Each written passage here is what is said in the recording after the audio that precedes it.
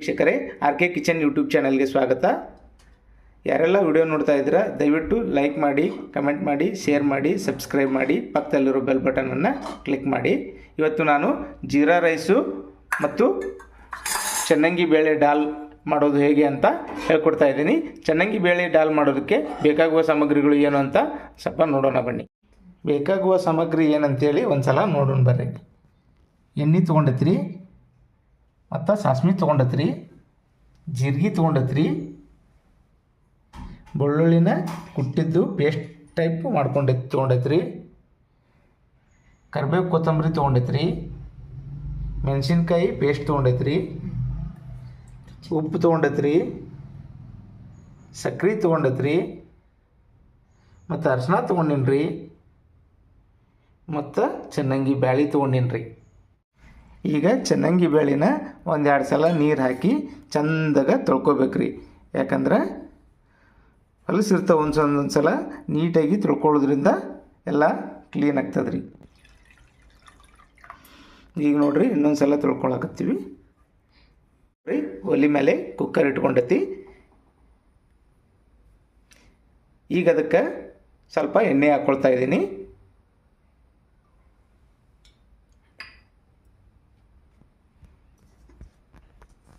ಎಣ್ಣೆ ಒಂದು ಸ್ವಲ್ಪ ಕಾದ ಮೇಲೆ ಅದಕ್ಕೆ ಜೀರಿಗೆ ಅದನ್ನು ಹಾಕೋಬೇಕಾಗ್ತದೆ. ಈಗ ನೋಡಿರಿ ಸಾಸ್ಮಿ ಹಾಕ್ಕೊಳಕತ್ತೀನಿ. ಎಣ್ಣೆ ಕಾದತ್ತಿ.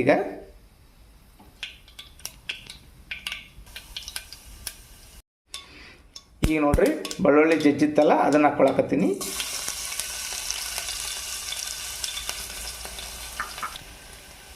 ಸ್ವಲ್ಪ ಬೆಳ್ಳುಳ್ಳಿ ಸ್ವಲ್ಪ ಕೆಂಪು ಆಗ್ಬೇಕ್ರಿ.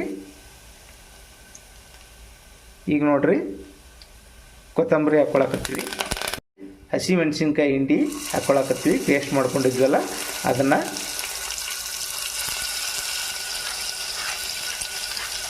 ನಿಮ್ಗೆ ಖಾರ ಎಷ್ಟು ಬೇಕಾಗುತ್ತಾ ನಿಮ್ಮ ಇದ್ರ ಮೇಲೆ, ಒಬ್ಬೊಬ್ರು ಖಾರ ಜಾಸ್ತಿ ತಿಂತಿರ್ತಾರೆ, ಒಬ್ಬೊಬ್ರು ಕಡಿಮೆ ತಿಂತಿರ್ತಾರೆ, ಅದ್ರ ಮೇಲೆ ನೀವು ಖಾರ ಹಾಕೋಬೇಕಾಗತ್ತಾ.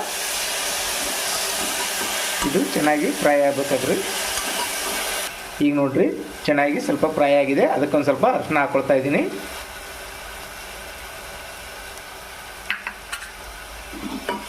ಅರಿಶಿನ ಹಾಕ್ಕೊಂಡು ಈ ಥರ ಸ್ವಲ್ಪ ನೀಟಾಗಿ ತಯಾರಿಸ್ಕೋಬೇಕಾಗತ್ತೆ ರೀ. ಈಗ ನೋಡಿರಿ ಬೇಳೆ ಹಾಕ್ತಾಯಿದ್ದೀನಿ. ನೀರೊಳಗೆ ಚೆಂದಾಗ ತೊಳ್ಕೊಂಡಿತ್ತಲ್ಲ ಅದನ್ನು ಚನ್ನಂಗಿ ಬೇಳೆನ ಹಾಕ್ತಾಯಿದ್ದೀನಿ.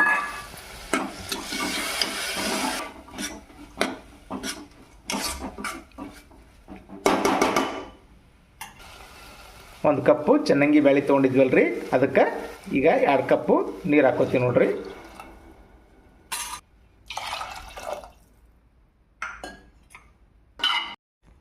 ಈಗ ನೋಡ್ರಿ ಉಪ್ಪು ಹಾಕ್ಕೊಳಕತ್ತೀನಿ.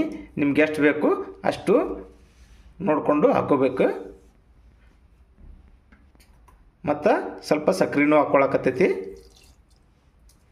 ಅಂದ್ರೆ ಸ್ವಲ್ಪ ಟೇಸ್ಟಿಯಾಗಿರ್ತದೆ. ಈಗ ಒಂದು ಸ್ವಲ್ಪ ಕೊತ್ತಂಬರಿ ಹಾಕ್ಕೊಳಕತ್ತೀನಿ ನೋಡ್ರಿ.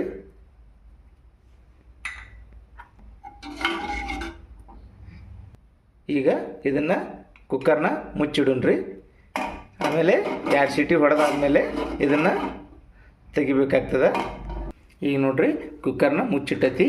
2 ಸೀಟಿ ಹೊಡೆದ ಮೇಲೆ ತೆಗಿಬೇಕಾಗ್ತದೆ. ಇವಾಗ ನೋಡ್ರಿ ಕುಕ್ಕರ್ನ ಹಾಕಿ ಮುಚ್ಚಿಡ್ತಾ ಇದ್ದೀನಿ.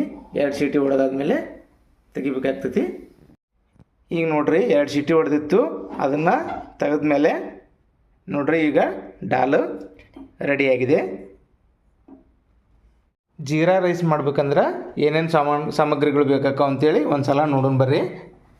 ಎಣ್ಣೆ ತೊಗೊಂಡಿನ್ರಿ, ಜೀರಿಗೆ ತೊಗೊಂಡಿನ್ರಿ, ಪಲಾವ್ ಎಲೆ ತೊಗೊಂಡಿನ್ರಿ, ಕರಿಮೆಣಸು ತೊಗೊಂಡಿನ್ರಿ, ಲವಂಗ ತೊಗೊಂಡಿನ್ರಿ, ಹೆರ್ಚಿರು ಮೆಣಸಿನ್ಕಾಯಿ ತೊಗೊಂಡಿನ್ರಿ, ಉಪ್ಪು ತೊಗೊಂಡಿನ್ರಿ, ಮತ್ತು ಕೊತ್ತಂಬರಿ ತೊಗೊಂಡಿನ್ರಿ, ಮತ್ತು 1.5 ಗ್ಲಾಸು ಅಕ್ಕಿ ತೊಗೊಂಡಿನ್ರಿ.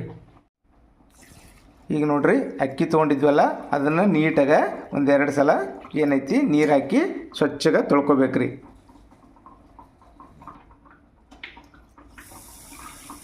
ಈ ಥರ 2 ಸಲ ತೊಳ್ಕೊಂಡಾಗ ಅದು ಅಕ್ಕಿ ಎಲ್ಲ ಕ್ಲೀನ್ ಆಗ್ತದೆ ರೀ. ಈಗ ನೋಡ್ರಿ ಜೀರಾ ರೈಸ್ ಮಾಡೋ ಸಂಬಂಧ ಒಂದು ಕುಕ್ಕರ್ ಇಟ್ಕೊಂಡಿನಿ. ಈಗ ಕುಕ್ಕರ್ ಕಾದೈತಿ, ಅದಕ್ಕೆ ಸ್ವಲ್ಪ ಎಣ್ಣೆ ಹಾಕ್ಕೊಳ್ತಾ ಇದ್ದೀನಿ. ಈಗ ನೋಡ್ರಿ ಎಣ್ಣೆ ಕಾದೈತಿ, ಅದಕ್ಕೆ ಒಂದು ಸ್ವಲ್ಪ ಜೀರಿಗೆ ಹಾಕ್ಕೊಳಕತ್ತೀನಿ. ಈಗ ಅದಕ್ಕೆ ಪಲಾವ್ ಎಲೆ ಹಾಕ್ಕೊಳಕತ್ತೀನಿ.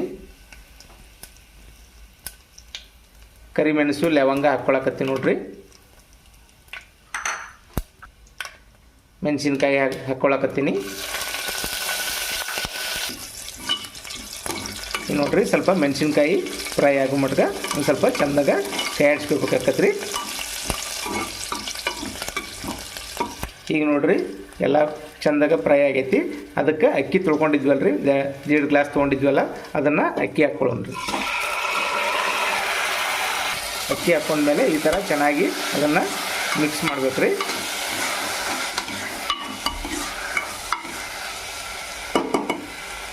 ಜೀರಾ ರೈಸಪ್ಪ ಅಂತಂದ್ರೆ ಅದಕ್ಕೆ ಒಂದು ಸ್ವಲ್ಪ ಜೀರಿಗೆನ ಜಾಸ್ತಿನ ಹಾಕ್ಕೊಂಡಿರ್ಬೇಕು ರೀ.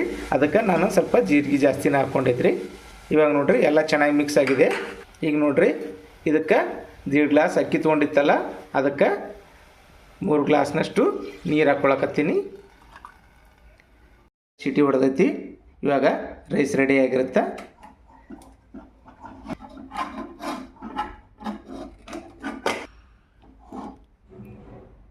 ಇವಾಗ ನೋಡಿ ರೈಸು ಎಷ್ಟು ಚೆನ್ನಾಗಿ ರೆಡಿಯಾಗಿದೆ, ಎಷ್ಟು ಮಿದುವಾಗಿ ಬಂದಿದೆ ಜೀರಾ ರೈಸು.